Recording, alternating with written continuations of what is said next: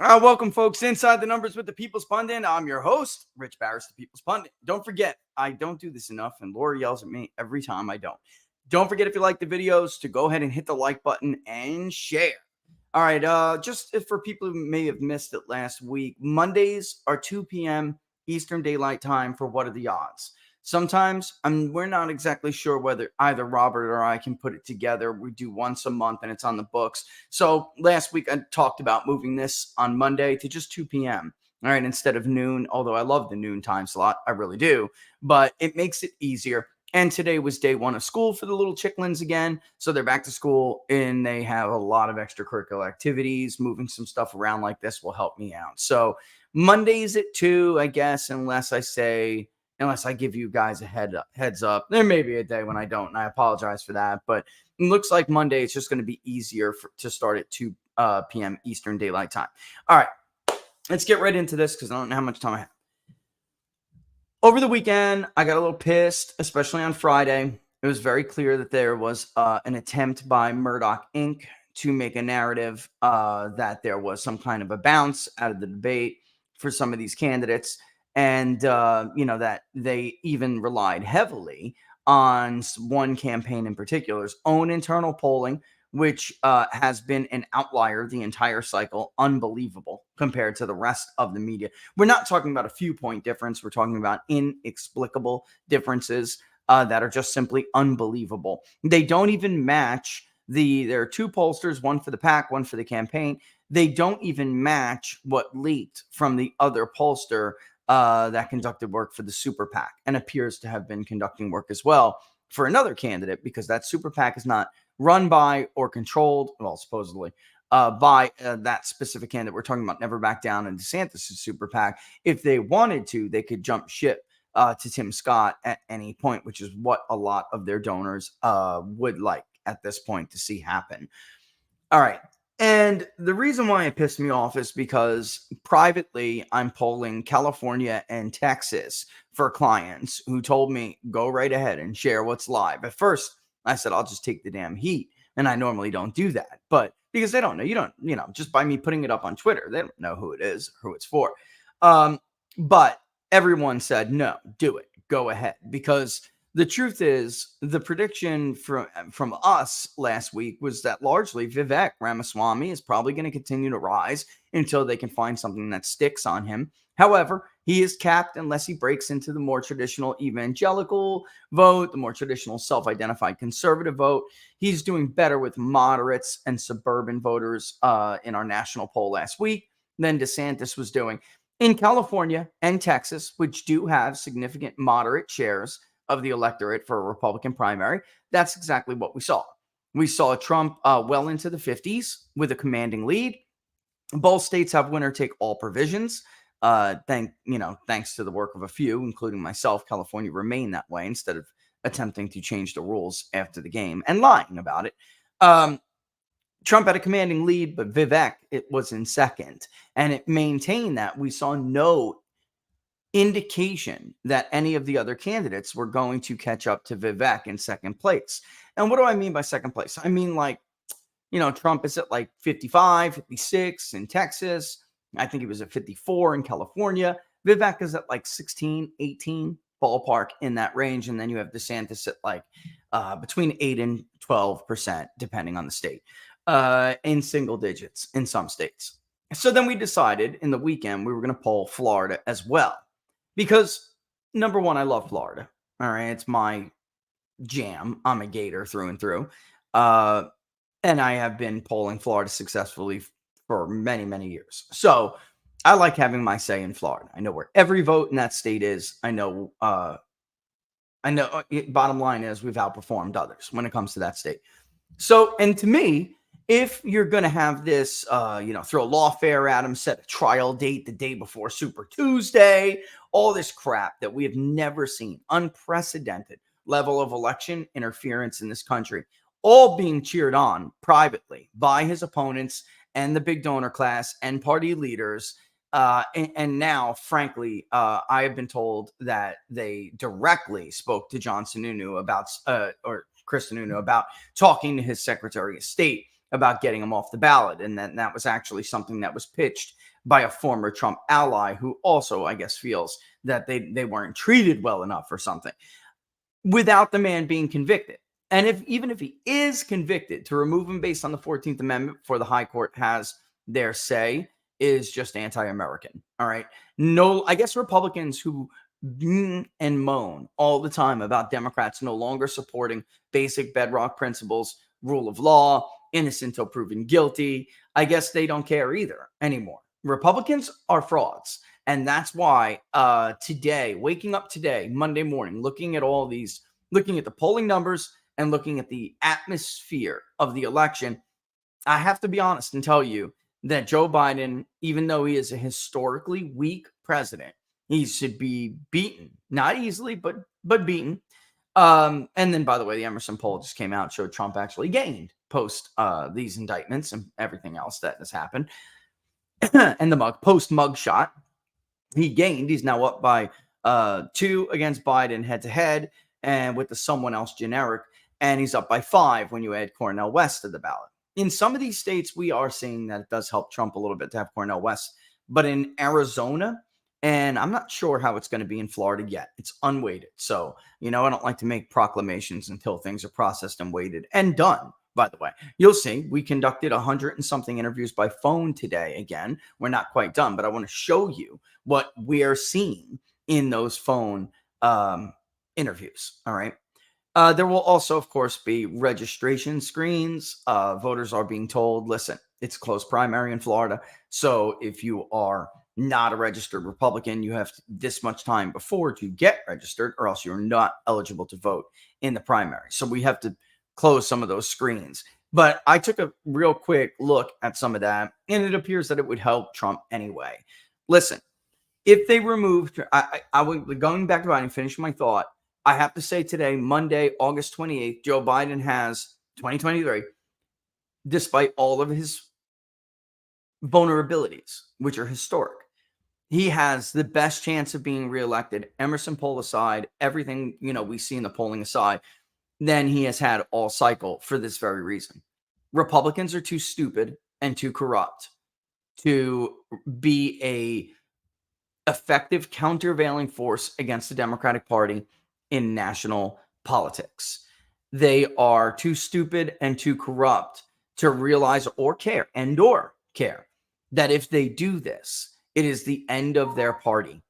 I have never seen what I'm going to show you right now. It doesn't matter whether it's Texas, California, Florida, even with the governor being, DeSantis is the sitting governor. Well, he's campaigning. He's not governing at all, but he's the sitting governor of the state. And yet he is struggling against Joe Biden in the reddening state of Florida, because so many Trump voters say, I will not be blackmailed. There's a lot of people talking to them that are struggling with that decision because they know it almost assuredly means Trump will spend the rest of his life in prison if the Supreme Court doesn't step in and help him. Because look at the DC ruling today. And the guy has no chance at a fair trial. Nobody should lend these indictments a whisper of credibility because they're just not. but his opponents are, because they want him indicted and they want him in prison so they could be in power. And voters are smart enough to know what's going on. So everywhere we poll, it's routinely in the 20s, upwards of 30% who say, I will write Donald Trump on the ballot. Test me. I kid you not. And on Friday, we started to talk about this with the Trump or bust vote. I was very curious to see whether or not that would happen in Florida. It is, in fact, happening. And it is, again, a home state governor should be able to win his own home state easily. But when you have 30% of the Republican Party threatening to write someone in because they are tired, they're just tired of this. They are tired of the unfair, I don't even want to call it dual standards, two-tier stand. Look, you're either a self-governing society with equal justice or you're not. And Republicans very clearly do not have equal justice in this country or equal treatment by the media, by the Justice Department, anywhere, anything, by entertainment, media and entertainment, Hollywood, whatever. They do not get equal, and they're about ready to blow over this. So some of them, even knowing what it could mean, many of them, even knowing what it could mean, are still, they're digging their heels in and they're saying, you're not going to extort me. And Republicans are too dumb, too stupid, and too corrupt to or cowardly, all of the above. You know what we have the recipe over here to bake a Republican: 1/3 coward, 1/3 stupid, 1/3 corrupt. Put it in the oven, and there you go. You get a Republican. Out pops Kevin McCarthy. Out pops the Sununu's. Out pops the Bushes. That's who these people are. Out pops the Romneys. They are not willing to prioritize the voter. And no political party can survive if they don't prioritize the body politic they claim to represent. This has now long been the majority of will of the Republican Party to renominate for the former president.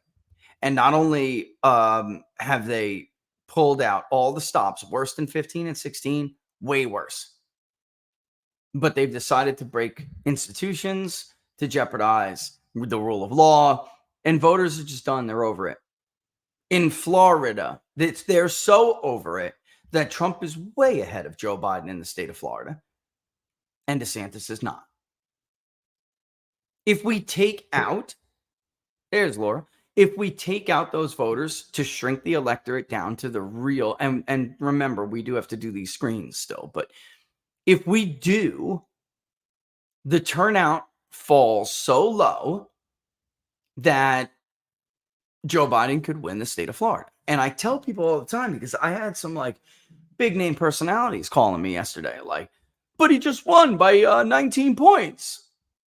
Number one, and first and foremost, gubernatorial elections have no predictive value when it comes to the presidency. They don't even have particularly any predictive value when it comes to senatorial vote preference. Otherwise, Bradenson would be the U.S. Senator from the state of Tennessee. But he's not. The once popular, very popular, Democratic governor of that conservative state lost badly to Marsha Blackburn.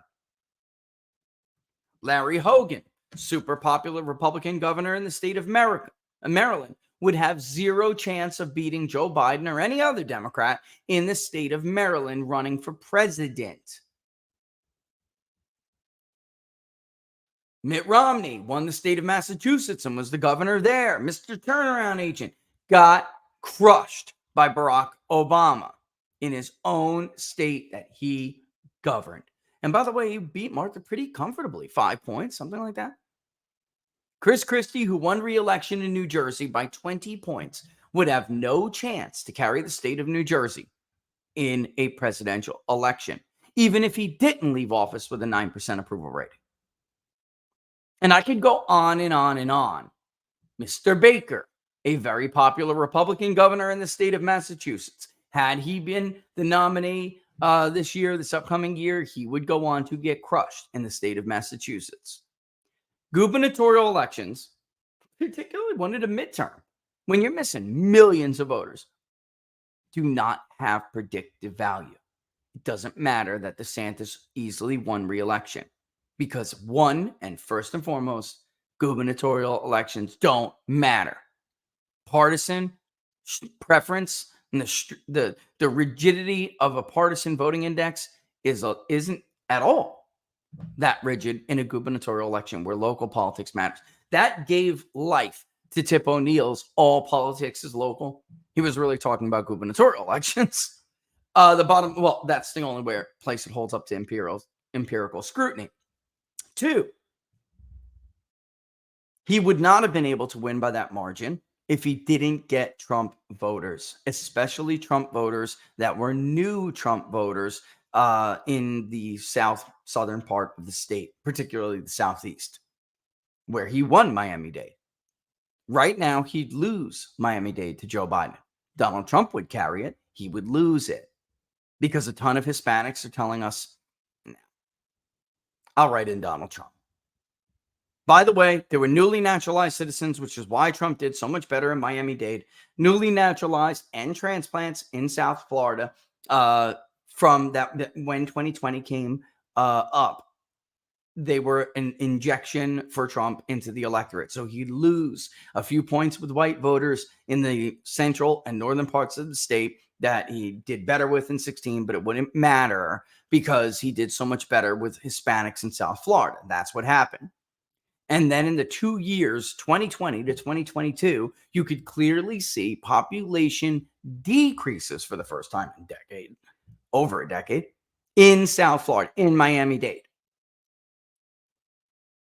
Then how on earth did that shift happen? Because they were already there. And many of them, if you look at the voter registration records, were eligible to vote after 2020. Had they been there, Trump would have carried Miami-Dade too. But they weren't. And so some of this stuff is just easily or demonstrably false that you hear, these claims that you hear, and easily proven to be false. I mean, just look up. It's not hard to Google the census. All right. There's probably been more interviews on the book since I got this up and got it ready for the show. I want to make this point, and I'll show you the other modes as well, and then I'll show you the totality of what we've collected so far. But remember, it's unweighted. Locals, you get it. And I'm sure a lot of others, you get it too. It's just to spend more time explaining how this stuff works to locals and how it may impact the overall result. But keep this in mind because what I'm going to show you is about 130 interviews that we collected today by phone so far. There will probably be about 400 by the end of the day. Let's say 300. That's a better goal. Throughout the entire cycle, Ron DeSantis has done better with phone interviews, the phone mode. Why is that? Despite what some of his supporters, the ridiculous claims they make while they pretend to be polling experts, educated people take polls a lot more and they're much more stoked to do it than people who don't. Maybe they just don't have the time. It could be a lot of different things. They don't trust you as much, whatever it may be. Educated voters love to enlighten you about their position. So more moderate Republicans, more whatever you want to call them, rhinos, take the phone method of polling. And DeSantis has done better in that method all cycle compared to others, whether it's even peer-to-peer or let's say definitely online, right? So when I show you this, understand how significant it is. This will be the state of Florida, okay? 8/23. It's not the 23rd of the month. That's the year. This is only for a phone component that was collected today. All right, I'll show you in a second all the others. It's much more, it's going to be an easier voter screen. We find that there are more likely voters through SMS and phone interviews than there are online, even though, it's kind of funny because in 2016, we went back and did a complete data append and to the Aristotle voter file. And what we found was that the panel we had used at that time, panels have changed, but the panel at that time was actually more likely to vote than voters we reached via the phone. So that was interesting for 2016, but things have changed. Now, certainly I think is a little different.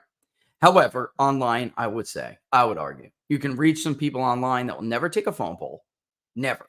And that they could vote, so you could miss them. All right, let me get a sip of water while you look over vote. This is vote history. Yes means they voted in that cycle. No means they didn't, except for the last answer. I never voted in a general election. They're a new voter. All right, you can see 6.3% is the chunk of this collection so far today that says they will be a new voter. All right. Yeah, just give me a second. Let me take a real quick sip.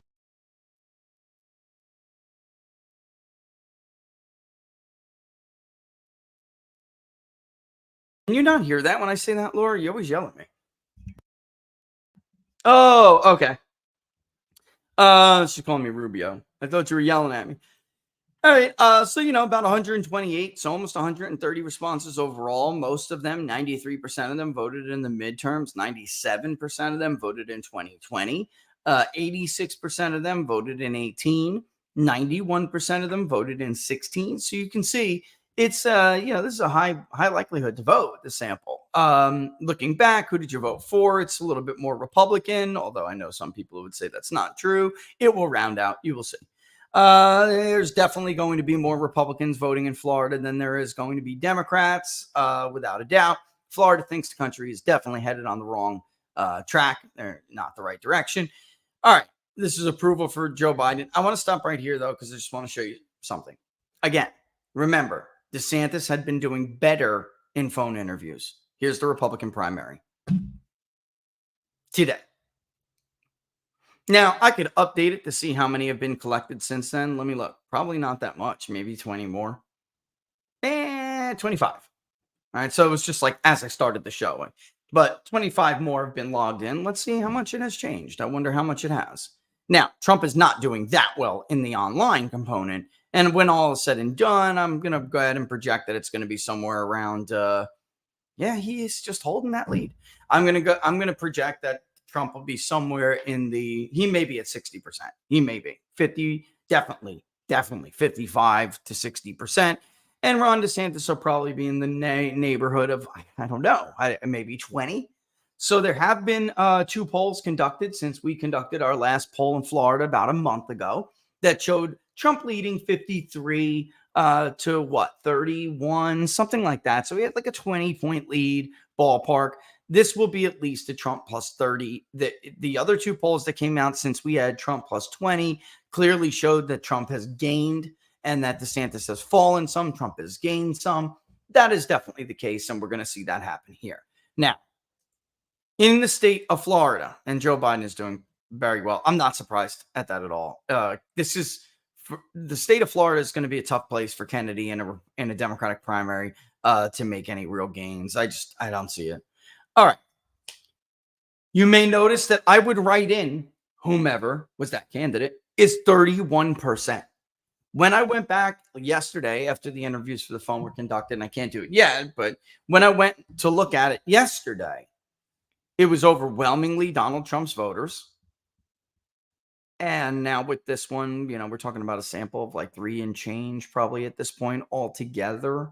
Something like that. Maybe because there was like 150 collected yesterday. We're at 155 today. So very close, a little over 300. So that's by phone only. Online components difference like 12, I think, or something. I'll have to go and look. It'll be a big survey though. And the pattern is just consistently the same. It doesn't matter if we're talking about 82 voters or we're talking about 182 voters. It's generally still the same. Like 2% of DeSantis' voters say they would write in Ron DeSantis. That's it. Do they actually do it? Is the question. And how would we know whether the majority of them are Trump voters? Very simple. When we do the head-to-head matchups against Joe Biden, we could just look and see whether or not the write-in number is 2% maybe for Trump versus Biden. Let's see what the write-in number would be with DeSantis on the ballot versus Trump versus Biden. DeSantis versus Biden, Trump versus Biden. And we did both, one with West on and one with West off, generic someone else. Again, when you look at these margins, just remember, They're going to rise because we're going to weed out people who are not likely voters. So the margins will rise. All right. And Democrats, by the way, not even close. I would vote for the party's nominee is 80% compared to 57 for Republicans. I would consider voting third party as 11. That's not great. But the third party vote share for Republicans only 5%. I would vote for the Democratic nominee. Maybe I would consider it 6%. For Democrats, it's 7%, very close. I would not vote at all, is only 2.3. Republicans, 1.1. What we're finding, 1.2. It's actually a lot higher than that in the total sample, which I'm going to show you in a second. I'm just showing you phone first. What's interesting about this, okay, is that when you really do give Republicans the chance to vote anyway, because they want to vote down ballot, even these voters who are pissed off, and it's like, if you remove Trump from the ballot or he gets prosecuted and some crap happens, if you do this, I'm not going to support this party like that anymore. But doesn't mean they still don't want to vote for some more of their state legislature or whatever else may be on the ballot that they want to do.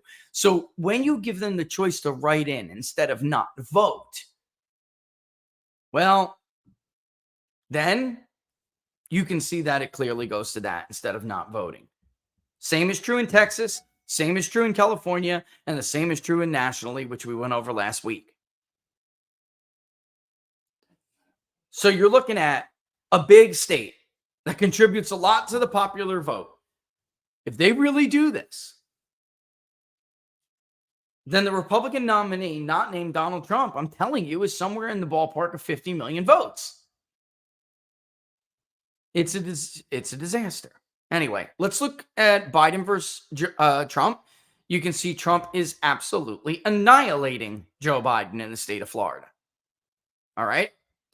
Someone else, third party. Here it is with Cornel West. Just look at the margins. Trump actually ticks up a little bit with Cornel West. So does Biden, but it's still roughly, this is Trump 10.3, and this is Trump plus 11. So, and you know what? Let's wait until it's weighted before we say anything. Only 6% choose someone else. Undecided is 4.5, and write-ins only 1.3. All right, and they're 1.3 across the board. So far, it's 155 responses.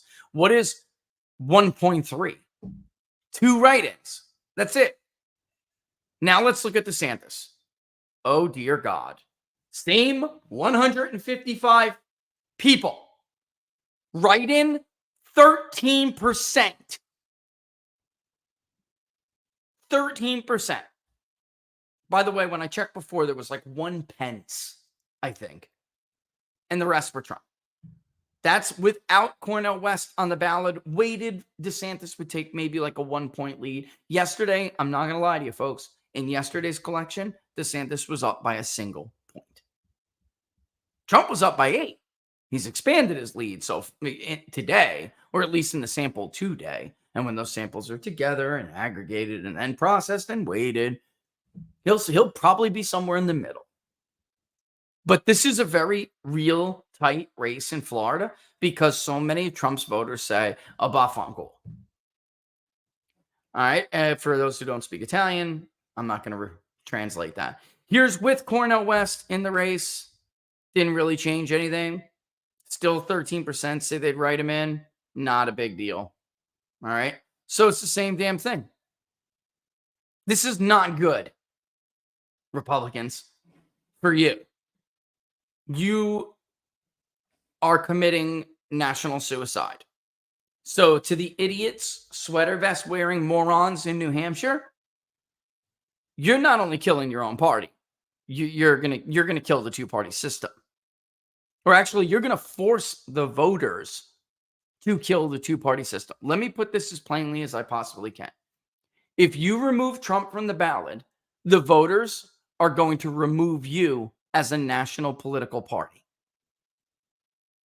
You think that's me being hyperbolic or making an overstatement or something? It isn't. I'm putting this right in front of you.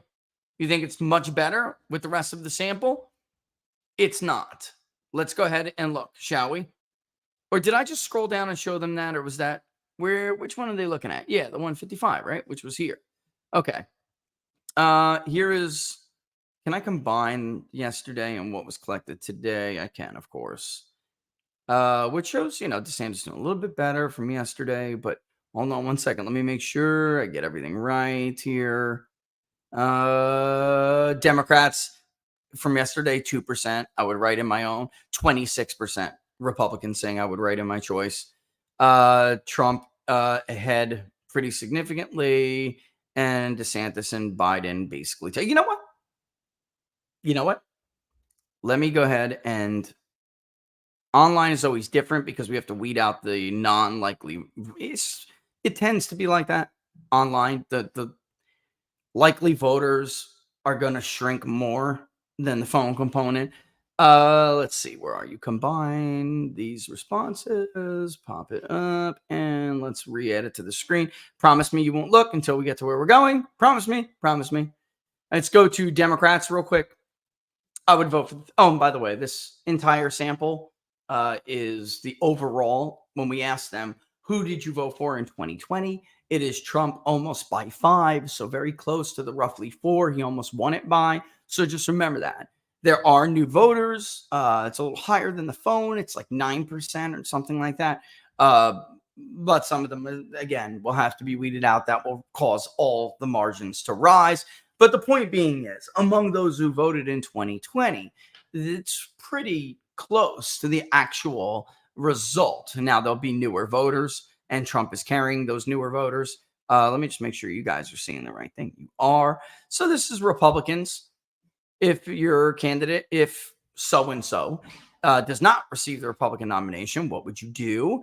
As you can very clearly see here, there are 26% of Republican primary voters who say I would write in this candidate. All right. How do we know which candidate is which? By the way, Democrats, 2%. How do we know? Well, here you can see, again, there's going to be a lot of what do you even call it, Laura? Like register voter fat. You trim a piece of meat and you trim the fat off that you don't want to eat. That's kind of where we are right now, right? Because the online collects a lot of people that when we do data appending to the voter file, there's a bunch of people that will be removed because they're not appended or we can't find a record for them. And then also there'll be people who are just flat out. I'm registered to vote. My vote history is not great.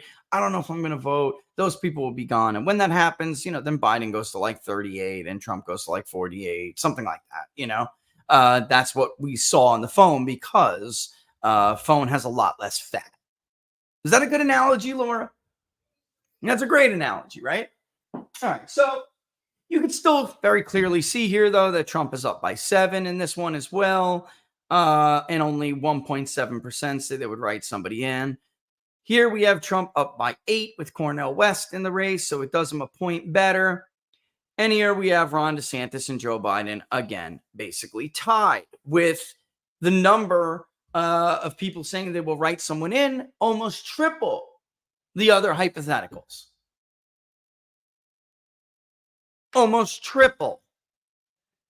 I mean, that very clearly shows you what's going on here. I just don't know how much more clear I could be about this. This is real. And if you just expect or hope, and with West on the ballot in the online, you can see DeSantis actually does take a point lead online with West not on the ballot. Yeah, that's right. Good point. Laura just said it's really not about how much more clear I can be. It's about how much more clear can voters be. And you better believe these people. I've never seen anything like this. In all my years polling, I've never seen anything like this. You know what Robert Cahaley said? He's trying to get people who are Trump voters to give him a second choice. And they just keep saying Donald Trump. Nobody else, nothing, nobody else is that happening with. Is there voter loyalty like that? Because I'm like, my God, Robert, I totally believe these people. It's like, well, you ever asked them for a second choice? Their first choice is Donald Trump. Their second choice is Donald Trump. Their third choice is Donald Trump. Their fourth choice is Donald Trump. They're not voting for anybody else. And today in the Hill, Bernie Sanders is like, this is a real problem. We're losing black men and we're losing Hispanics to Republicans. And that's not really a true statement. You're losing Hispanics to Donald Trump.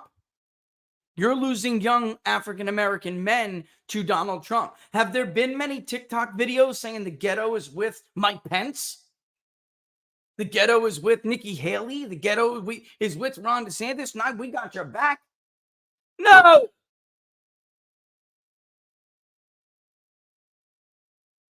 Straight up rappers and gangsters are posting to TikTok hashtag free Trump because they know what it's like to be persecuted. So they're hashtagging and putting out memes like this. We got respect for, and I can't say the language, but we got respect. We got your back. It's Trump 2024 because you get locked up in Fulton. You're the real deal, man. Think they're going to vote for some Yale boy? Ah!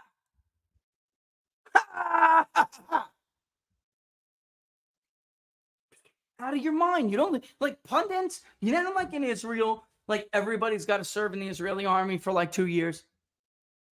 So then at least they can know what they're talking about and have that experience.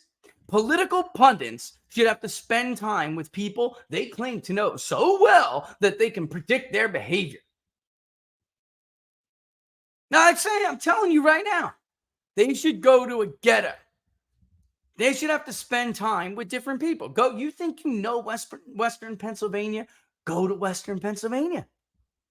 If you feel you can predict the behavior of these people, then you should have no problem going and checking out their life experience.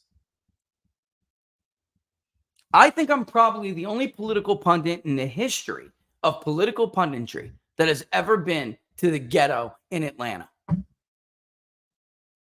I have more hours in an American ghetto than Barack Obama. That is a fact. And those people, absolutely, they're going to identify with him. They know what it's like for the man to come down on them. They will vote for him. See Fox News' segment? Oh my God, he's got 20% of the black vote. Yep, he does.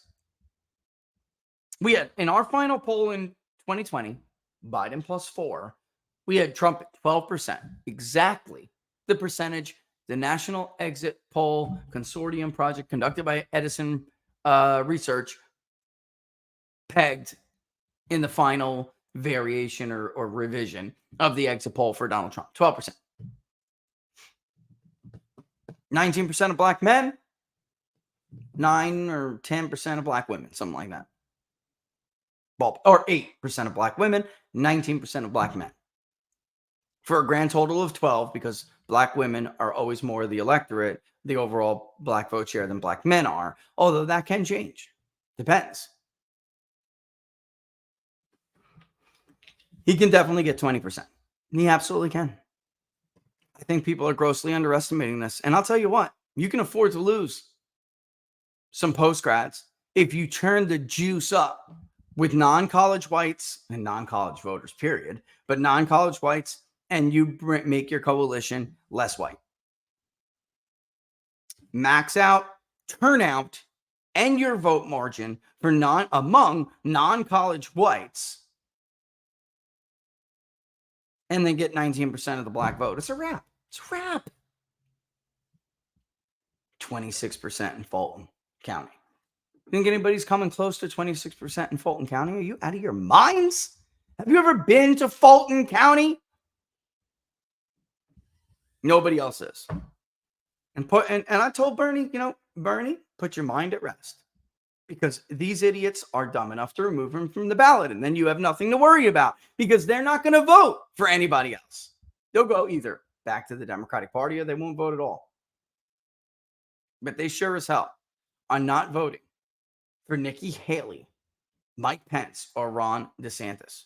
You're out of your gourd. And I don't want to hear not a word about whatever you want in the gubernatorial election. Gubernatorial elections don't matter. They have no predictive value. And he was still allegedly MAGA back then. That's part so many people are missing.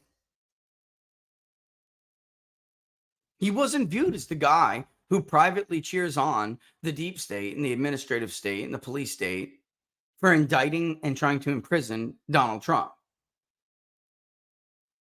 There's no chance they will support a man like that. And again, even in his own state, it's not looking good for him. I mean, you gotta be kidding me. Lord, even among registered voters, look at this graph. He's the sitting governor. He should be in the 40s. And it's not all that different. The real difference is the share of the vote for Trump and Biden from phone to online.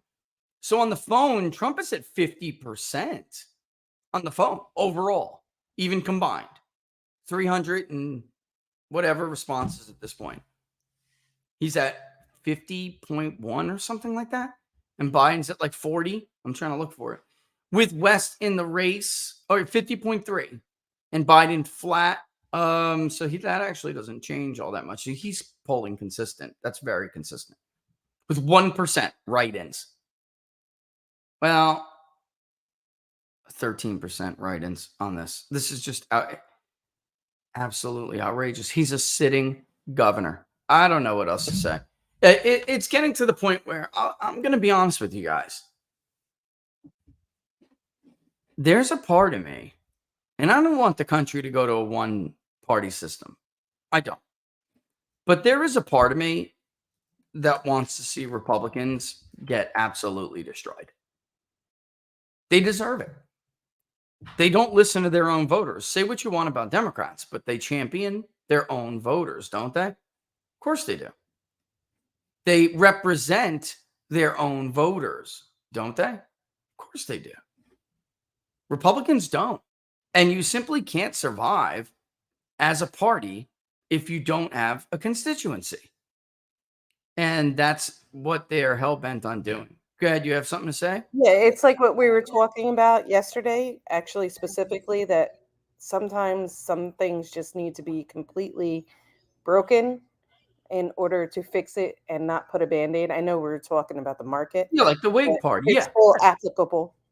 No, but we were too talking about the Republican Party because I said last night, Yeah. Laura and I were talking Yeah. about this when I'm looking at these results, and I'm looking at them in California, Texas, Florida. It's all the same. What was so surprising to me in Florida is that he is a sitting governor. And I said to Laura, honestly, would the Republican Party even be around right now if Donald Trump didn't come along? How many more losses would a Jeb Bush, where the voters are going to take? How many more?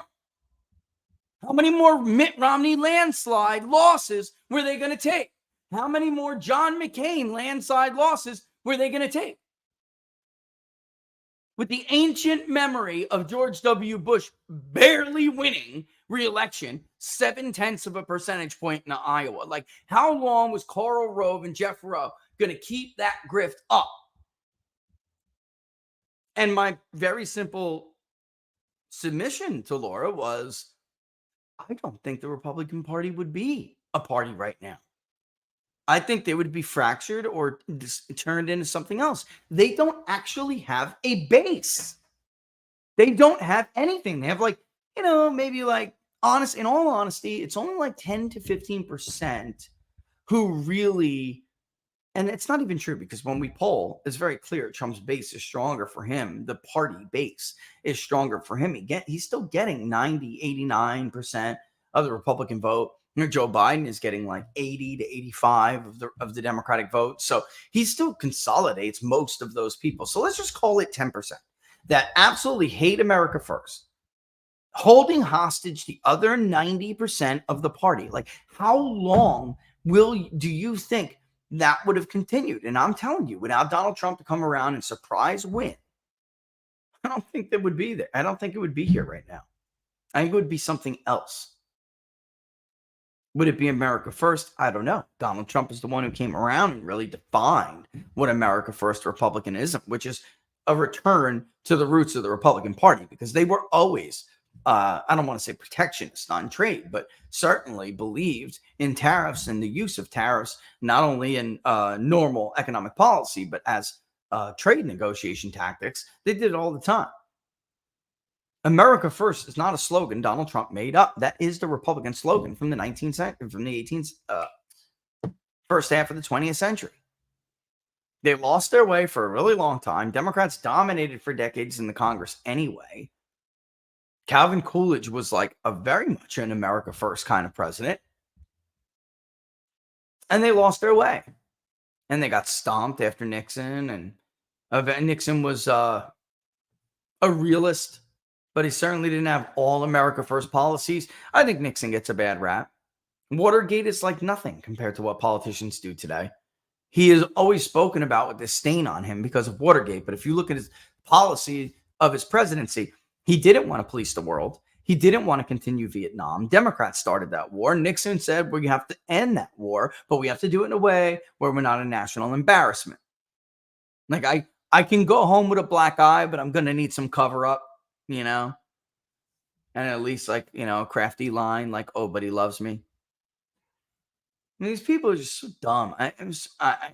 Part of me wants to see them totally get destroyed. Nixon had the world at his fingertips. And this is the last time a president came around, aside from JFK, who got his brains blown out. But Nixon betrayed the Republican establishment. He did. By the way, the one issue that they couldn't tolerate in the 70s, energy. So they just stepped aside when the wolves came from. Get them. They deserve it. They deserve what they got coming to them. They wouldn't even, we talk about indoctrination all the time, this whole conversation about demographics and education, right? Well, maybe if Republicans like John McCain didn't stab Ronald Reagan in the back, there wouldn't even be a Department of Education right now. Think about all the liberals they created because John McCain is a fraud. And he's not alone, but he was key. He was instrumental in it. Another example of crusty John McCain two-facing somebody, a popular Republican leader. Oh, yes, Mr. President. Thank you for inviting me to the White House. You can count on my support for your agenda. And then he votes against the tax cuts. Then he advocates and sways votes on the Department of Education agenda. It's like no Democrat does this to themselves. They don't do this to themselves. They don't screw over their voters, and they don't screw over their popular presidents. They don't do it. So I just don't see any reason this isn't going to be the end of the Republican Party if they keep this up. And I'm not dooming. I'm simply calling it what it is. It's a facts, man. It's a fact. Exactly. I'm simply pointing out the facts. They have a false sense of security.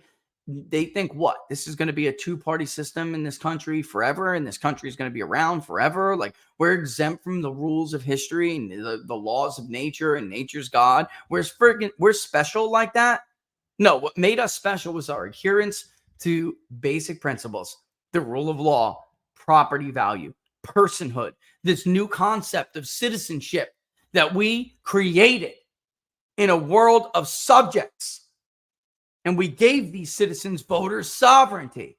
That's getting shit all over. We had privacy rights. What are those? Who even knows anymore? That's another problem. Sure, listen, I hear what you're saying I hear what you're saying in the other room. That's another problem. Oh, and because, and she made the point that, you know, they hate him because he shows how much can get done, and when you're not a politician and when you're not like part of the system, and they can't stand him for it because he basically, and this is the point Rush Limbaugh made, he exposes that they are in fact frauds. They're total liars. They're frauds, and they hate that. And by the way, another one of those bedrock principles, little something called the right to counsel.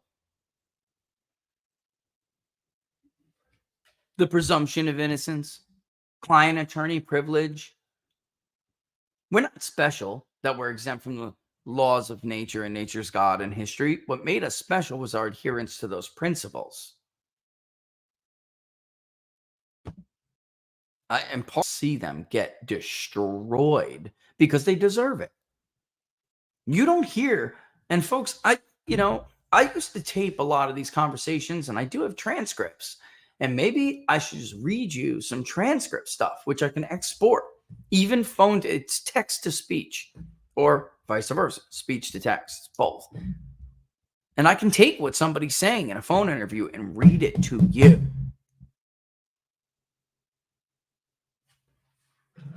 I feel bad for these people. I feel bad for our country. And Kevin McCarthy and all these people, they are not worthy of these people. All right, let's do that commercial real quick, Laura, because I know you got to do your thing. All right. Talk about incompetence leadership. We have a weather event coming. There is an active hurricane coming right now in Florida, speaking of which, is preparing for that. And if you're in the Carolinas, you're in Georgia, you are in the path as well. We're in the path. All right. So it's not just the extremists targeting the power grid, which authorities absolutely do worry about. And if they were to put together some plot and take out just a few key substations, it would knock out power across the country for up to 18 months. But even still, just weather events. All of these reasons are why you need a solar generator, even if you have a natural gas or a propane one like we do. The new Patriot Power Generator 2000X from 4Patriots is portable. It's obviously run by solar, but it's still powerful enough to power your phones, medical devices you or your loved ones may have, or even your refrigerator. Right now, you can get one for 10% off if you use the promo code TPP10 at checkout. Again, that's TPP10. 4patriots.com. Use the promo code TPP10, which is good for your first purchase only, so make it count. And it will work with other things. But as you can see right here, they have deals with not just the generator, but also the panels. There are fantastic options right now this month on 4Patriots. The month is almost over. Get yourself a solar generator. Again, one more time, 4patriots.com. Use the promo code TPP10 at checkout. And Laura, because you do have to jam, all right? Because you do have to jam here, we'll do them back to back. Get it? Jam and Bean, jam. Our friends at Jam and Bean also have a great story to tell, and you should read it. You should go to jamandbean.com and check out their story, see all about them, learn all about them. They got videos. You can see the coffee roasting. It's very cool. If you sign up now for a new subscription, whether it be for K-Cups, freshly roasted coffee, the whole beans, whatever it is, the popcorn, the gourmet popcorn, they have just terrific, all natural product lines, by the way. No matter what, whatever it is, as long as it's a new subscription, head over to jamandbean.com, use the promo code TPP40 while setting up that new subscription, and you will get 40% off right off the jump.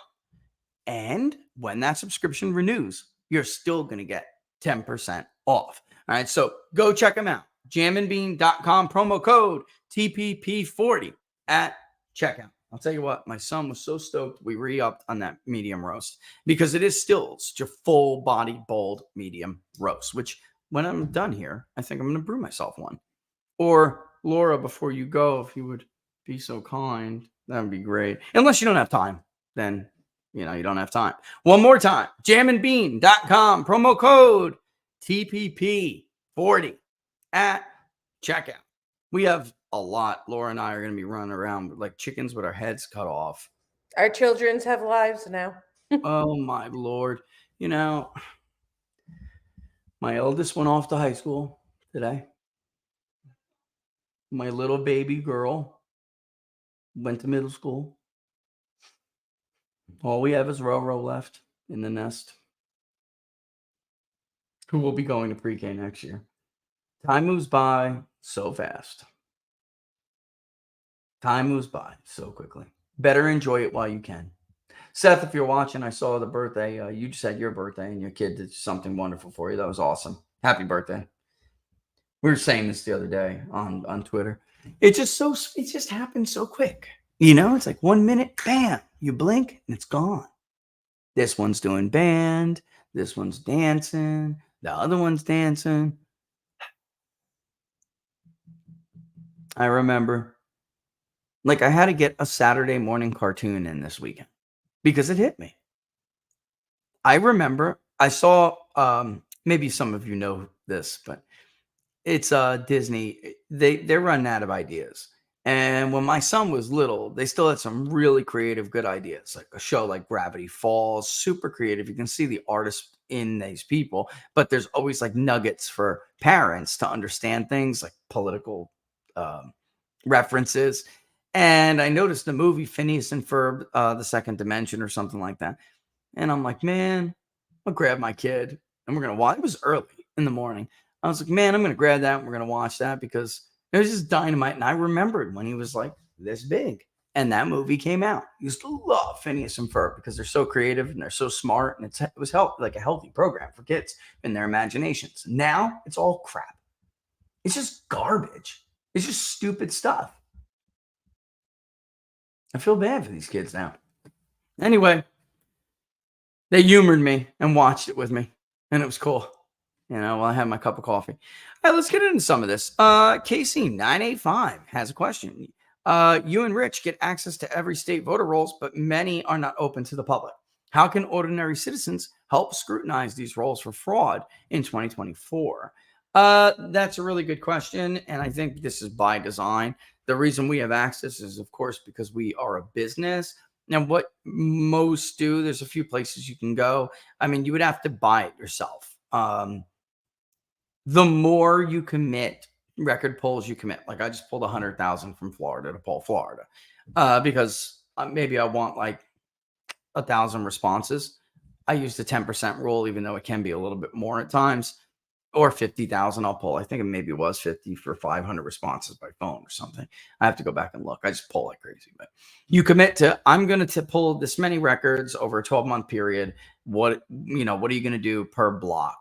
And the problem is, Casey, the more you want to pull about a certain voter, not just their individual record, but maybe you want their email addresses, you're always going to get their name, their address, home phone number. It doesn't, well, I don't want to say this. My personal thing doesn't matter. I don't want to tell anybody my deal, we have high volume. So, we get a lot thrown in there, but it would cost you. It would cost a lot. There is one free voter file access you're allowed to get per year, and I can get you that source. The problem is it sucks. I mean, we update every 2 weeks, every 4 weeks tops, and that's like every state, almost every state. So it's constantly changing. And if you pulled it now, by the time you got to the election, you're going to be missing millions upon millions of changes. So you could come to someone like me and you could buy it and do it. It's tough. I'm not going to lie. And I think it's by design. I really do. But that would be the better way to do it, unless you decide, I'm going to start my own business. I could certainly, if someone did have a business, I could certainly refer them to the right place to do it. But you're going to wind up spending a fortune, right? I'm talking per state, tens and tens and tens of thousands of dollars. It's a lot. That's why, take this indictment in Georgia. It's outrageous on so many fronts. There were stupid comments by members of the president's team made, Sidney Powell, even Rudy Giuliani made stupid comments that just were not fundamentally true about elections and how elections are, work. But there were real people in that lawsuit that did real work, like Matt Brainerd and his team did real work. Patrick, who, by the way, Cleta Mitchell, these people, Cleta's a lawyer, but I mean, she understood I need to get election experts and people who can get their hands on these voter rolls. How do we know about the 65,000 or so inactives that were suddenly active and then removed again after the election? How do we know about that? Well, we know because people came forward with the ability to look into those records and found them out. You can get a lot from the Secretary of State. It does depend on the state, though. All right. So Georgia, a lot of people were waiting around for them to make good on some of the promises. Here's the absentee ballot list, for instance, piece by piece, by county. It's ridiculous. And they were just supposed to release the image scans. They never did that. So it's hard for a private citizen to do it. It really is. As the states, they just sandbag you. You know, they sandbagged us, for crying out loud. Jocelyn Benson, Michigan. Can I have the absentee ballot affidavit forms now? Oh, yeah, sure. Nope. Never come. So it's difficult. And I think that's probably by design. I'm all for the democratization of most information. You also have states like Utah where, you know, pulling the voter records aren't pointless, but there's a lot that you're not allowed to see about voters in the state of Utah. It's actually law that they passed. So, you know, some of them have tons of attributes, but others, like for instance, in Utah, they don't want you doxing voters and knowing about voters and some personal information. So you actually won't get it. It's just crazy. Joel, yesterday on Viva Barnes Locals, Robert was looking for a New Hampshire attorney ASAP, but didn't say why. Today, some New Hampshire GOP activist attorney just got whacked in his house. Wow. Can we ask Barnes about that? Yes, we can. This is, what's that, Laura? Excuse me. Yeah, we'll keep that. We'll ask that on Monday. Yeah, I said I'll put it on the agenda for Monday, so it'll be up there. When is, what are the odds next week, right? The one that's scheduled. Correct. It's this Monday coming. So, because it's the first of every month. So, and that's why I said, go. Oh, okay. And that's why I said, let's just assume that the show will be 2:00, because sometimes Barnes and I have to mix things up. And if it's a what are the odds scheduled for next week, but say you needed to reschedule it, it would be this week, it would be confusing. So if we just kept the show at 2, you know, every Monday, then nobody's going to be confused. Okay. Sound like a plan? That's interesting. And I did see that on Twitter. I even retweeted it. New Hampshire is attempting, Republicans in New Hampshire are attempting to remove Trump from the ballot. These are the dumbest people. The stupidest. And people are like, Rich, are they really this dumb? Laura and I were just talking about this. It's an old movie, but it was just made available on Netflix. So we were revisiting some of the history of this, The Big Short. And what these guys who shorted, who bet against the banks before the financial crisis, they were basically betting against the housing market. They wanted to short the housing market. They ran into not just criminal and fraudulent behavior, but also it took them a minute to truly understand how stupid the people who were in charge are. I was once told by a really smart, really wealthy guy, never assume the people who are in charge know what they're doing or they're smart. And that's 100% true. So, yeah, there's corruption. You know, like I said, the Republican Party's 1/3 corrupt, 1/3 corrupt, 1/3 coward, 1/3 stupid. And even in the situation with the banks, it's like very much reminds me of what's going on, you know, and has been. It's always seems to be always like this. And when I was just a broker, I think my book was like 30 million or something. I had to deal with field supervision all the time. And when the Lehman bonds came out, I'm like, this is junk. This is garbage. And they were dumb. Like at first because I was still very young. At first they were like insulted that I would dare question the soundness of their decision to buy all of these blocks of bonds from Lehman to then offload on people like me so I could offload them on my clients and other money managers, you know. But at first they were insulted. Like, how dare this 20s, whatever year old kid think he knows better than us? And then it was very clearly they believed that the bundled securities, all right, so CODs, were truly like 90+% A-rated in those bundles. And you could look up the mortgages in some of these and show them to them. And they really didn't know. They really just truly didn't understand it.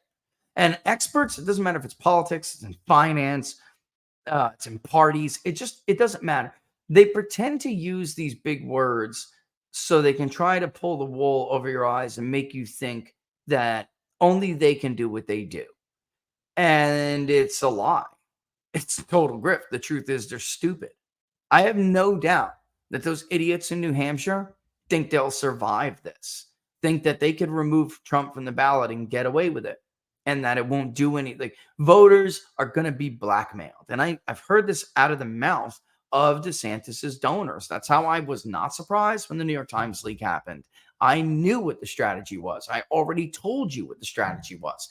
They believe that they can blackmail or extort, whatever you think is the proper use of, proper explanation or how I characterize it.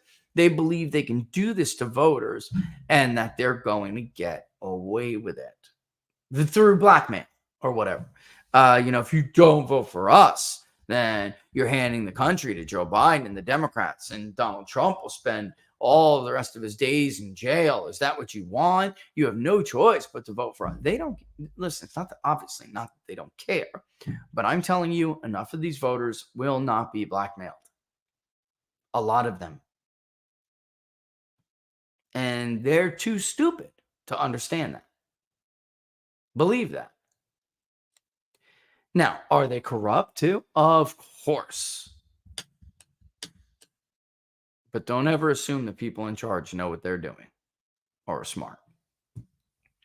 Why doesn't the 2020 presidential percent match the new voter percent?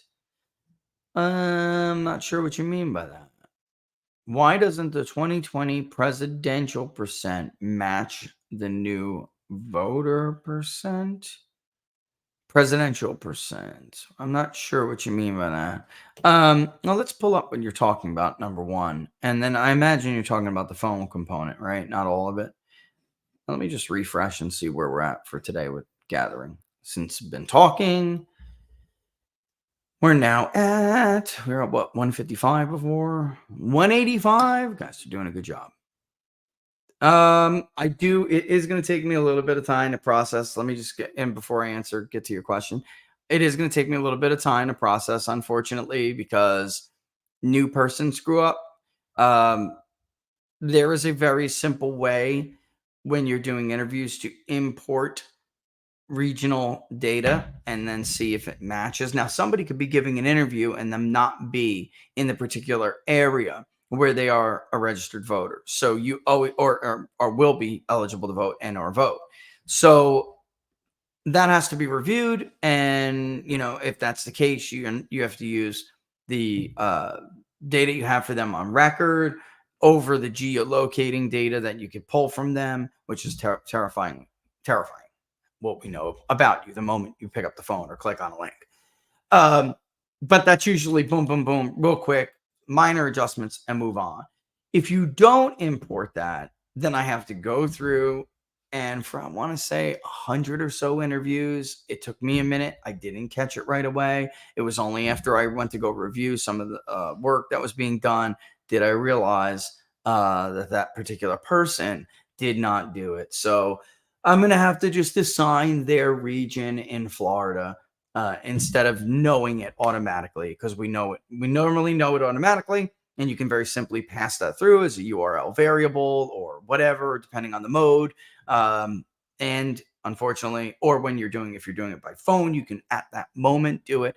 And they didn't for like maybe 80 or 100 interviews. So I'm going to have to go and look, which really, really sucks. It does. It's going to take some time. I may have to use IP or latitude or longitude to match to the voter file, other information. And then from there, I'll be able to see where that person lives, what county they live in. And from there, knowing that county, I will assign them a particular region in the state. All right. Because we have regional definitions. And just for those who may want to see that real quick before I get into this, and I'm not sure where was that question coming from. Fear no stigma. Where is that? Fear no stigma. Is that on Getter? Ooh, look at all the hearts on locals. Yeah, keep it up. Don't forget, if you like the program, smash the like button. Don't forget to subscribe. All of that stuff counts. I am getting. Ooh, what is this? There's all these. I'll get to you guys. Dread Robert and Ryan PD 911. I guess you're a police officer. If you are, thank you for your service. Stay safe. Keep yourself safe. I'm just trying to look for that person's particular comment. I don't know if it came from locals. Normally she's gone now, and normally she would have put that in there. Let me see again. Where am I missing here? Fear, no stigma. It's got to be from Getter then, right? Fear, you on Getter? Of course. My Getter comments aren't coming through. Naturally. What a surprise. Anybody else sees it, that'd be great. Throw it in there. Just because I don't really understand exactly what they mean. But you know what? We can get to the regional definitions in a second. There will be a difference in the 2020 vote. We're thinking back, who did you vote for? And for instance, right, you may notice there are a few responses missing because not everybody would have voted in. Look, those 4 responses that are missing are the 4 from 2020 who say they did not vote in 2020. And actually, we can verify that and have to verify it. But notice the difference, right? The disparity is 4 responses, 4 interviews. And you will notice that the answer to, did you vote in 2020?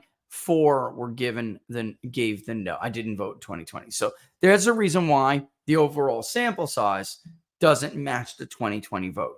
That's a big reason for those of you who've been watching a while. That's a big reason why I explain to people that we don't wait by prior vote. Why? For 2 reasons. That you can't wait for an incomplete sample. So out of 155, why would I wait 100? Why would I use 151 responses to wait for the all 155? We don't know what the other 7% that never voted. We don't make assumptions that they would have voted like the rest of the country had they voted in 2020. We don't make those assumptions. I don't. Others do. I don't like it. And then secondly, people lie. People lie. They lie all the time. Who did you vote for? Oh, well, yeah, Joe Biden's taking bribery. Taking bribes from China and Romania and Ukraine. They know about that now. It's like, oh, who did you vote for in 2020? Not Joe Biden. I think I voted for Trump or, maybe Joe Jorgensen. They're full of crap. They lie. You do the best you can with that. It comes pretty close, but you don't wait or change it because a lot of people in 2012 told pollsters, I voted for John McCain, and John McCain's support was always way higher than it actually was in real life.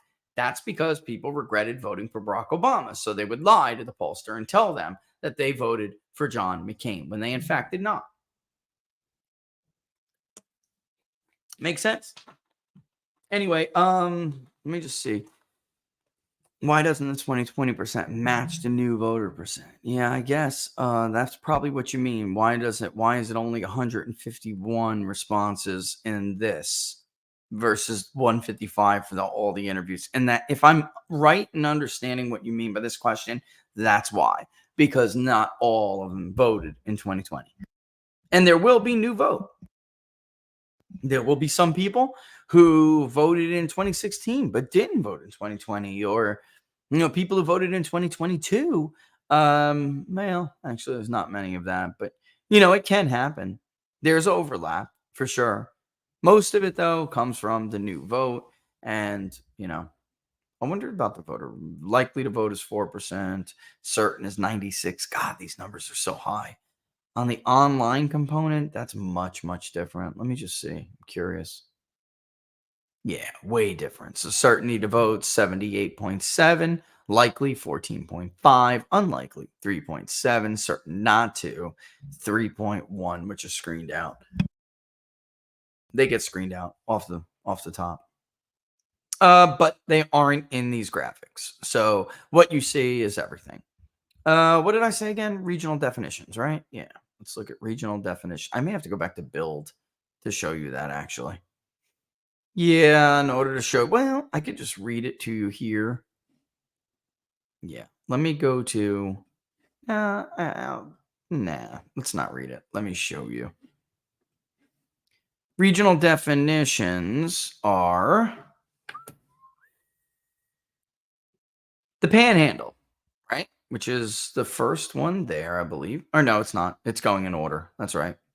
The Panhandle, which is Escambia, Okaloosa, Santa Rosa, Walton, Bay, very Republican, Calhoun, and Bay is where Panama City is. And Republicans like Trump, they can net 40,000 votes out of that little county easy. Calhoun, Franklin, Gadsden, Gulf, Holmes, Jackson, Jefferson, Leon, Liberal, Liberty, and so is Gadsden, by the way. Madison, Taylor, Wakulla, Washington. North Central Florida is Alachua, Gator Nation, Liberal. Bradford, Citrus, Columbia, Dixie, Gilchrist, Hamilton, Anando, Lafayette, Lake, Levi, Marion, Putnam, Sumter, Sewanee, Union, Baker, Clay, Duval, Flagler, love that town, Nassau, St. John's, Volusia. And Flagler is a county, but of course, I'm referring to St. Augustine, home to Flagler College, and Ponce de Leon, folklore. Love it. Oh, and also the Ridley, believe it or not, museum.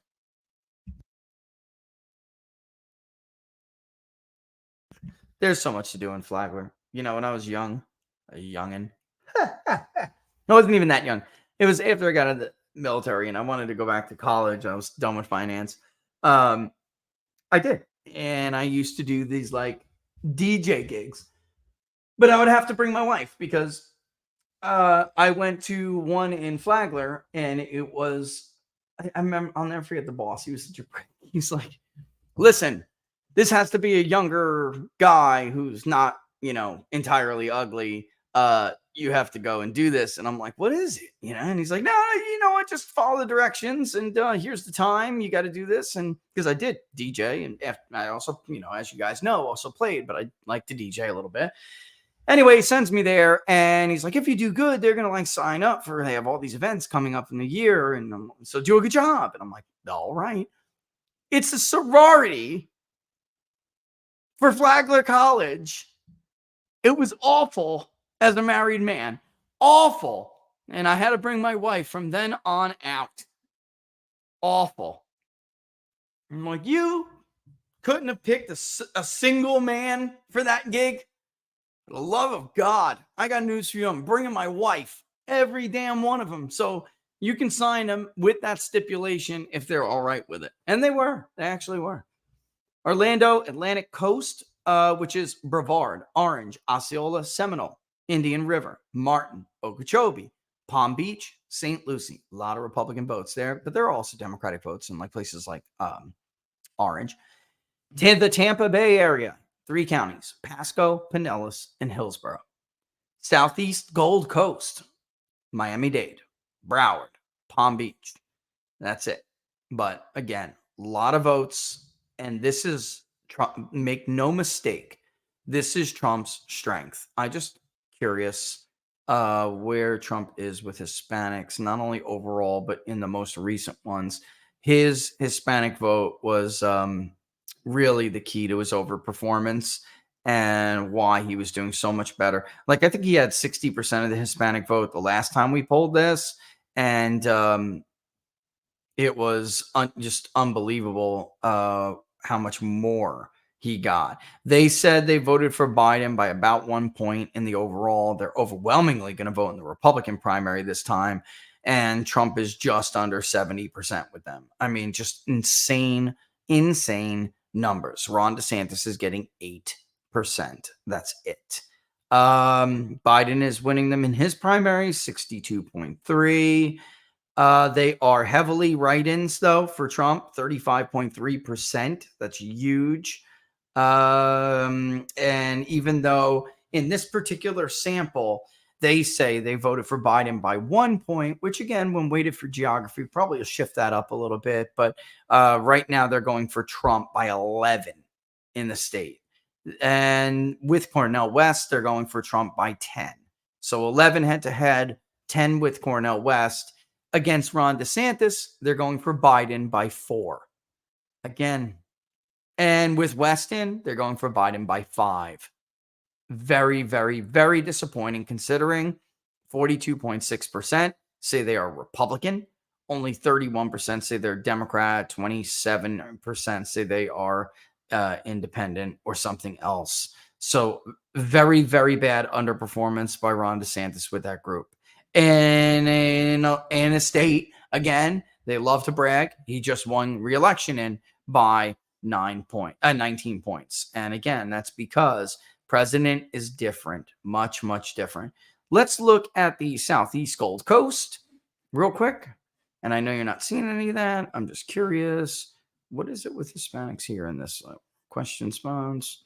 Let's go to, hold on, guys. I just want to see the difference between what I'm seeing now, what I'm seeing overall versus what these latest on the phone are showing me. I'm just curious. And that's okay. Oh, where are they? Let me look. Southeast Gold Coast, 32%. No surprise there. 20, the Tampa Bay area. Okay. I just wanted to peek at that and see. Let's go. Nope, that's national origin. And I do want to check that out too. I wonder if it's more Puerto Rican, Mexican, or Cuban. Where are we? Where's the primary? I want to see the primary. All right, so Trump is just absolutely killing it. In the last 18 Hispanics we spoke to, Trump's taking 83% of them. That's not quite as high as the 65% roughly he'll probably end up with, which is 5 points higher than it was in the prior poll, I believe. He's just under 70. If this keeps up, it'll pull him to 70%. That's insane. All right, so looking at the Southeast Gold Coast, Trump has a massive 40-point lead in the Tampa area. And again, this is, oh no, wait, this is just simple. This isn't the whole thing, is it? Where am I? Why am I in? This is the combined. What's going on here? Oh, I didn't give it a chance to load up. All right. Trump maintains the lead in the Tampa area. What about the Panhandle? And that is, where are you? Where are you? Come on, scroll up. That looks like about 35, 40-point lead for Trump in the Panhandle now.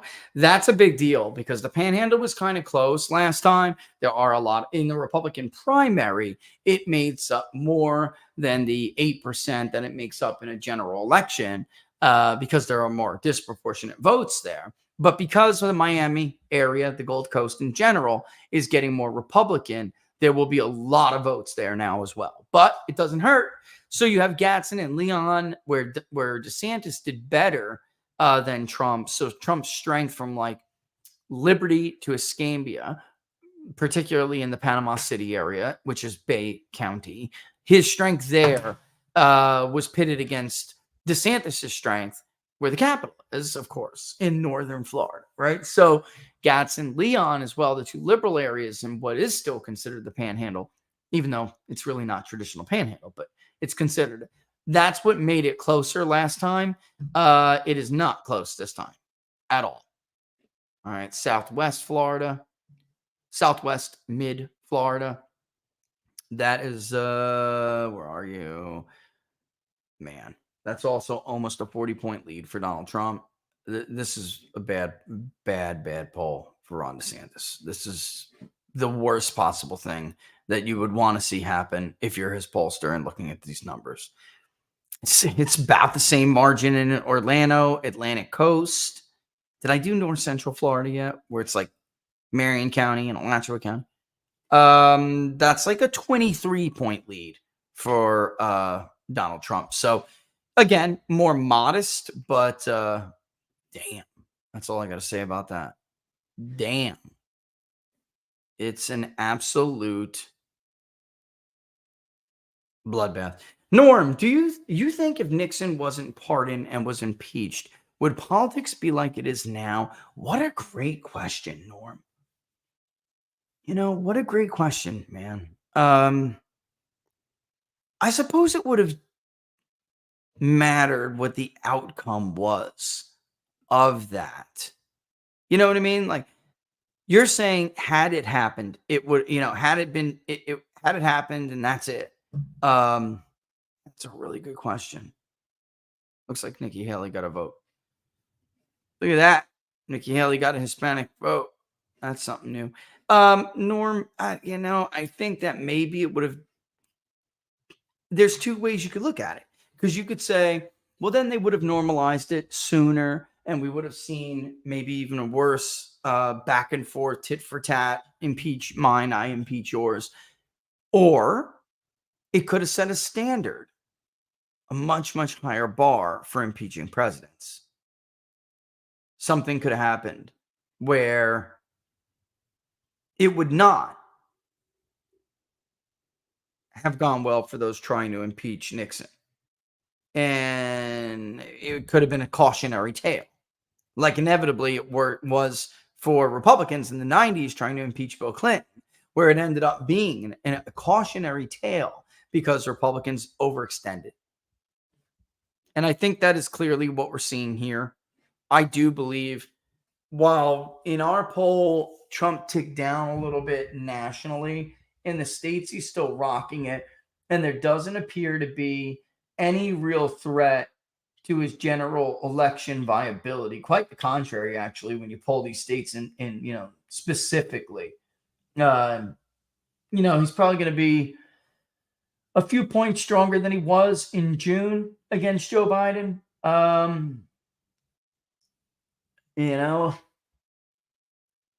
It's just, insane to find leads like this in a state like Florida, in a presidential election. Is it reddening? Yeah. But I do think we're seeing some blowback here. All right. I think Americans are really getting quite sick. Even in Texas, he's got like a 15-point lead. And as you know, Texas is not blue. It's not purple yet, but it's been Democrats' golden goose for a while. And Trump only won it by 6 or 7 points. And he did it by winning more Hispanics because he lost some more white vote. I think there are some people who don't like what they're seeing. That's what I think.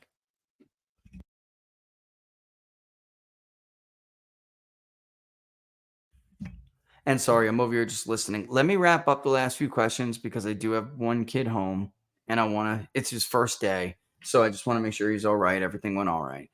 And then before they have their activities, I'm getting more and more black pilled every day. Black pilled, I bet you mean. The deep state and the establishment really is going all out. That's Ryan from Locals. And Ryan, thank you for the tip. I guess that's a perfect time for me to have read your question because that's exactly what I'm talking about here. We are hearing it from people of all walks of life. I can't believe they're doing this.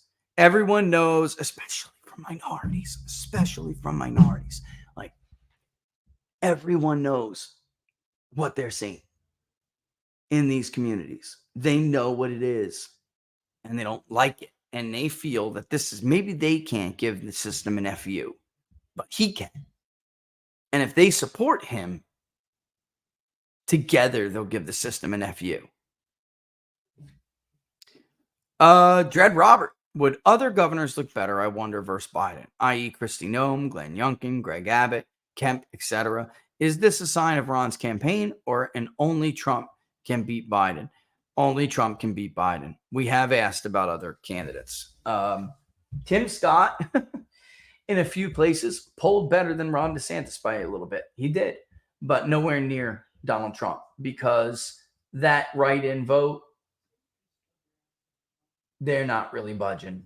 They're just not. Nikki Haley is a very poor candidate. She gets crushed everywhere. Actually, Ron DeSantis is still stronger than her, even though he's doing really bad. Nikki's had a hard time in our polling, in the raw anyway, getting above like 35%. Now, it's only recently that Ron DeSantis started to fall to similar levels. All right. Let's see. Get an update here, see what it looks like without the Hispanic. I'm just curious to see. As we collect these new ones, I'm just curious to see what's going on here. Yeah, we're up to 195 now. And Trump's at 65. DeSantis is at 15. Again, I mean, he's holding the line here. It does look, yeah.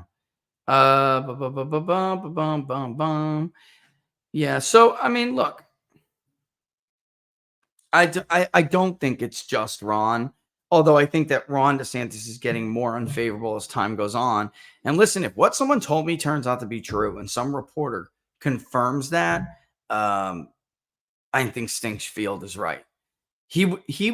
What I'm talking about is New Hampshire. If it turns out that they really did have something to do with that, it's going to be a monstrous problem for him. And I think people are starting to see it now. Like it's believable to them now, with the leaks with the New York Times. Like it's not just me, saying what someone told me, like, about their strategy that they pitched to donors. It's now out in the open, and God help him if he did that. I think that Stinchfield is right. The only way he can salvage this is if he, says, I don't know how else to put it, but exactly what Stinchfield said, which was, this is a moment like no other moment. Taking these resources, putting them into defeating Joe Biden. The president is being persecuted, and we all have to rally behind him to save the republic. And then I think these people would say, all right, he did the right thing. If he doesn't appear to be doing that, and from what I hear personally, he's not going to. He's prepared to lose Florida. He is. It's really just a race to be number 2. God, man, people do text me when I'm on the show. And there it is. So, oh my God, stop texting me when I'm on the show. Anyway, yeah, so I just don't see how he would survive that if that turns out to be the case. And I wouldn't, would anybody be surprised? Would anyone else disagree? Would any one of you disagree with me? And you would be surprised if they had a hand in it. I'm told they just met with Sununu, and they had been pushing for his support and I'm like, but we've already been down this road with the endorsement stuff. Like, what else is there? And so when I heard this, I thought, oh no, this makes sense. But it better be somebody totally disconnected from his campaign, because if it is, and they find out, voters find out. The bottom line is here, this is Florida. And if in Florida there is this kind of candidate loyalty to Trump where it puts Florida in jeopardy, because we already know it's putting the other states in jeopardy, right? Let's see. Do I still have this stuff? I do. We already know that it's putting Ohio in jeopardy. All right. A +2 in Ohio at 39% is just not great. And then you have, he didn't give him a chance to say, I would vote for somebody. I would not vote. So those people went to undecided. They didn't give, so David, in the way he designed that poll, he didn't give them a chance to opt out like we are. So this is serious. I mean, this is just going to undecided. So if you're at 39% and Biden's voters are going to decide for him, most of them will, then you have a serious problem. And of course, we know this is an Emerson poll, which shows that Trump is still competitive in these states. And in fact, he was ahead by Biden by 2 when West is on the ballot. But the, Epic MRA and Mitchell Research did ask about DeSantis. And while Trump and Biden were tied, DeSantis is getting blown out by 13 points. So this stuff is very real. And I don't know what else to say. That if you don't believe this, if you don't believe this vote, these voters are telling us the truth, then you have to understand that you're doing it in the face of mounting and overwhelming evidence. And simply saying, well, that's never happened before, and they wouldn't hand the presidency to the Democratic Party, is false. It has happened before. It just happened 40 years ago. And Bill Clinton won the presidency with like 42% of the vote. He won re-election without a majority. Bob Dole could not sell it to the people that they lost under Herbert Walker Bush. 10 years later, his son will get them back. Almost 10 years later, his son will get enough of them back.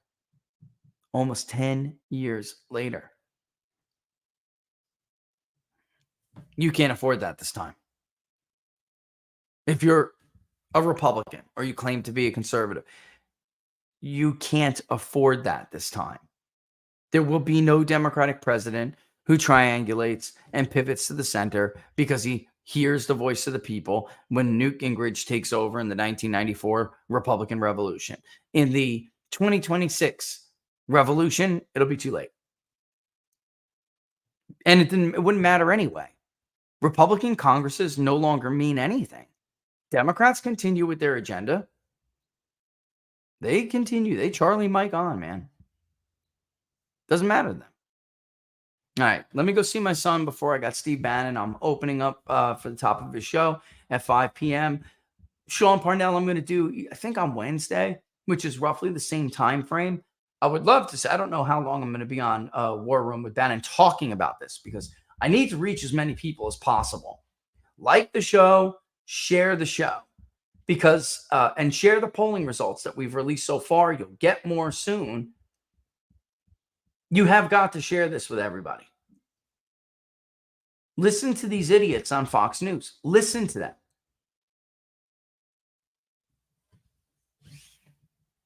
They destroyed their viewership. They destroyed their constituency from TV constituency. Right now, they're lobbying to destroy the Republican Party. Again, it has happened. So they're just wrong about that. Even if they believe the data, but then they say historically this would be crazy. No, it wouldn't. The Republican Party almost did not survive the Ross Perot coalition. This is way worse than that. Because the Ross Perot coalition was a very limited, there was diversity, but it was very limited in that diversity and especially in age. So when you talk about the future of the coalition, did it have staying power? And the answer was not really. It wasn't as young as MAGA is. And this has a potential to be a major problem because many of these voters are going to be alive for decades and decades and decades. When I'm dead, there'll still be people who wrote Donald Trump's name on the ballot for the first time in their president. That's not cool. Not cool at all. All right, don't forget, sign up on Locals. All right, peoplespundit.locals.com, peoplespundit.locals.com. Now's the time to do it. Also, you will get early stuff, all right? Polls, crosstabs, little sneak peeks, all the stuff we talked about over the weekend, things like that. I've been putting up a lot more content, too, on Locals. They will get stuff first. Locals, I'm actually going to take some other pictures, upload it later tonight, about what I'm seeing from this new batch that's coming in today. And then we'll probably process it, wrap it up tomorrow, and get it out there. All right. If you had to twist my arm, I'm thinking ballpark Trump plus 35 to Trump plus 30 to Trump plus 40. I mean, I think DeSantis is probably going to end somewhere in the low 20s if he's lucky. Maybe. And when I say low 20s, I mean like 21. He'd be lucky if he hit 20, 21. 23, maybe. I don't know. And Trump will end up somewhere in the mid 50s to low 60s. It's a winner take all state. He doesn't need to have that much, but he's going to have what he needs and more at this point. And with all these things that have come down, you're telling me skipping a debate is going to somehow hurt him in a way that all these indictments haven't. We've seen this in 2016 as well. He skipped a bunch of debates and he lost some support when he did, but it was like a week. It was a temporary little decline, then it came back. Publicly funded public opinion over here. Public Polling Project, links in the description. Share it far and wide. Contribute if you can. We always, always appreciate it. All right, with that, I will see you on Wednesday. Well, I'll see you, before if you guys watch War Room, if you watch Parnell. But I will see you on New Inside the Numbers Wednesday where we can talk more about Florida. All right, looking forward to it. Locals, we'll be talking more about Florida before then. But absolutely, positively, we all have to hit that up on Wednesday and get into it in much more detail. In our series about the Trump or bust vote. Inside the Trump or bust vote. Thanks always for watching, folks. Nothing but love for you. See you on Wednesday.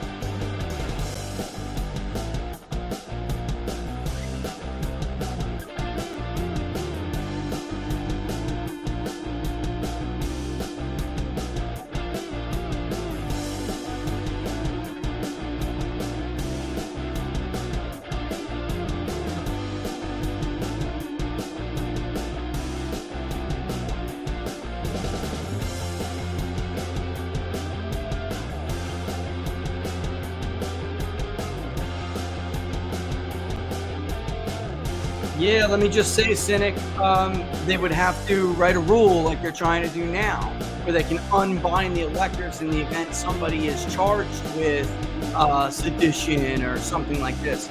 Much using the model like you see New Hampshire and other blue state Democrats attempt to do with the 14th Amendment, all right? And the chances are high, Brian. Last question. Chances are high. It doesn't matter what the plan is after that. They're going to get killed. The plan is to get destroyed, I guess. They're dumb. What can I tell you? Love you, folks.